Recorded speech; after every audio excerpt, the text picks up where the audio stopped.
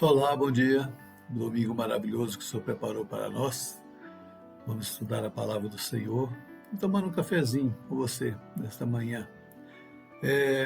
Hoje nós vamos estudar o capítulo 4 de 2 Samuel, mas nós terminamos o capítulo 3 e vimos que Joabe, em vingança pela morte de seu irmão, traiçoeiramente mata a Abner, o general do exército de Isbosete. Essa notícia agora chega aos ouvidos de Isbosete, no verso 1, que nos diz assim: Ao saber que Abner havia morrido em Hebrom, Isbosete, filho de Saul, perdeu a coragem e todo Israel ficou alarmado. Algumas versões afirmam que, ao receber a notícia, as mãos de Isbosete se afrouxaram ou se desfaleceram, trocando em miúdos, o medo apoderou-se dele. Comentamos, que Isbosete nada mais era do que um fantoche, nas mãos de Abner, e que ele o temia muito.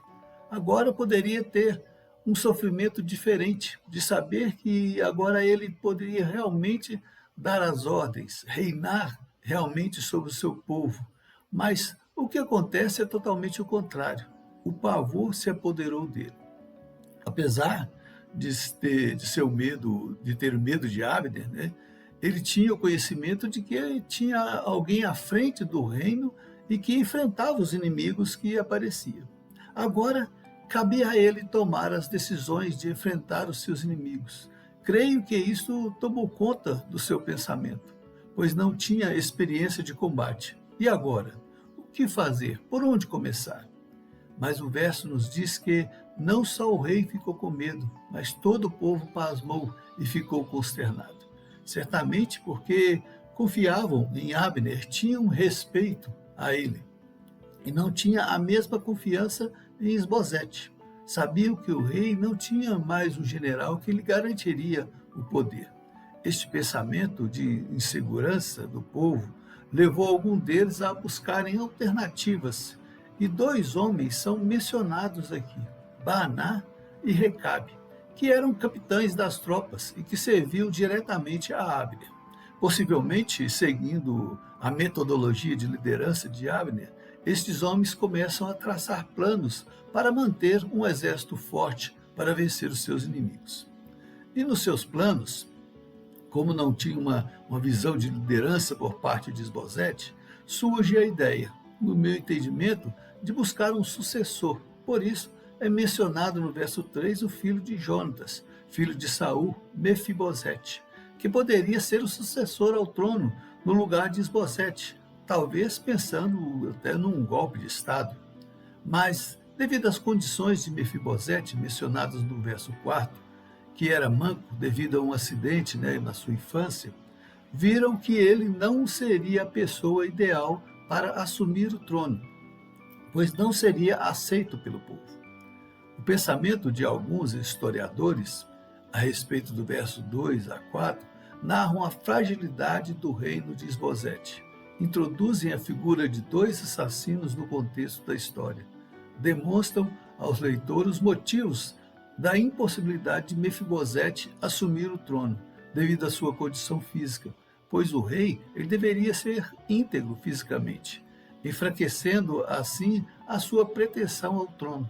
E ainda demonstra uma legitimação para o reinado de Davi, diante de um reinado enfraquecido pelas ações de Isbosete. Dos versos 5 a 7, nós vemos que a estratégia desses homens em buscar um mecanismo para validar a transferência do reinado para Davi. E o fazem de maneira sórdida e covarde. Compareceram à casa de Isbosete por volta do meio-dia, com a desculpa de buscar um trigo e cometem o assassino. Como diz aí no verso 7, eles haviam entrado na casa enquanto Isbosete estava deitado em seu quarto. Depois de o traspassarem e o matarem, cortaram-lhe a cabeça e, levando-a consigo, viajaram toda a noite pela rota de Arabá. Não deram chance nenhuma de defesa para sua vítima. Creio que o pensamento deles, naquele momento, depois de verem que não tinham outro descendente capaz de substituir Isbosete, partiram para o planejamento de que Abner havia iniciado, quando, antes da sua morte, ele traçou uma aliança com Davi. Mas, em vez de procurar a Davi e firmar a aliança estabelecida com Abner, ou talvez com o intuito de torná-la mais consistente, decidem matar Isbosete, que era descendente do inimigo de Davi, e ainda levar a cabeça dele como prova da sua ação. Vejam a afirmação deles ao se encontrarem com Davi no verso 8. Aqui está a cabeça de Isbosete, filho de Saul, teu inimigo, que tentou tirar-te a vida. Hoje o Senhor vingou o nosso rei e Senhor, de Saul e de sua descendência.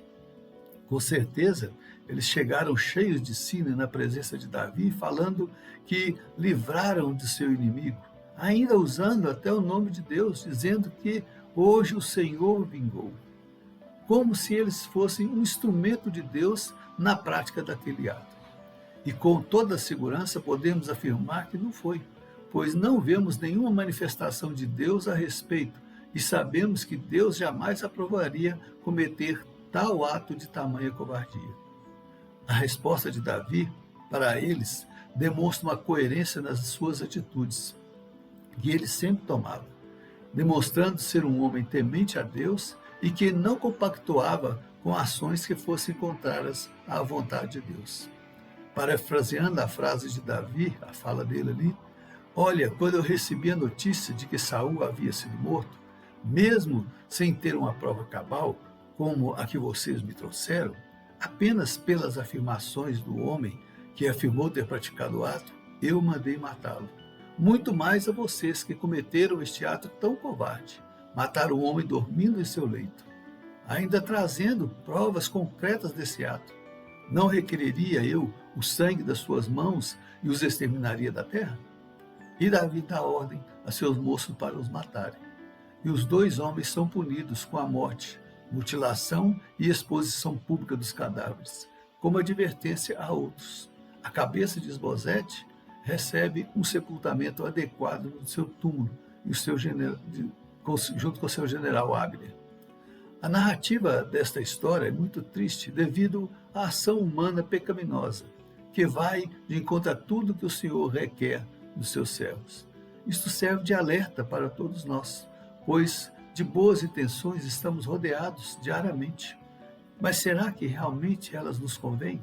Será que estão alinhadas com aquilo que o Senhor requer de nós? É certo que não precisamos tomar a decisão idêntica à de Davi, mas podemos nos afastar e saber até que o que é bom para as nossas vidas e saber discernir as coisas. A palavra de Deus nos diz: resisti ao diabo e ele fugirá de vós. A missão dele é tentar nos destruir e devemos ser sábios em discernir as coisas para não sermos tragados por sua vontade.